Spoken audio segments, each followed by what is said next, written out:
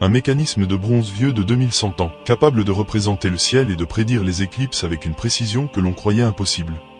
Localisé en Grèce près de l'île d'Anticythère, pour bien comprendre, le mécanisme d'Anticythère a été découvert en 1901 dans l'épave d'un navire romain coulé vers -70 AV, JC.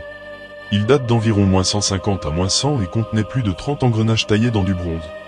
Il servait à visualiser le ciel à un moment donné ou à retrouver une date en fonction d'une configuration céleste. Une seule rotation de la manivelle suffisait à mettre en mouvement les cycles du Soleil, de la Lune et des planètes visibles. Prépare-toi, c'est là que ça devient intéressant. Le mécanisme intègre tous les mouvements connus des planètes visibles, du Soleil et de la Lune dans un seul système mécanique.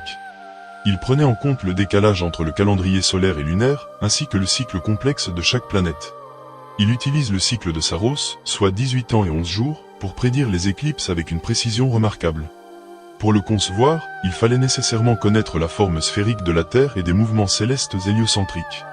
Certains engrenages présentent moins d'1 millimètre d'écart entre les dents, un exploit technique sans équivalent avant le XIVe siècle. Aucun autre appareil aussi complexe n'a été retrouvé dans l'Antiquité, et on ignore toujours comment ce savoir a disparu. Dis-moi ce que tu en penses en commentaire, PS, il y a les sources en description.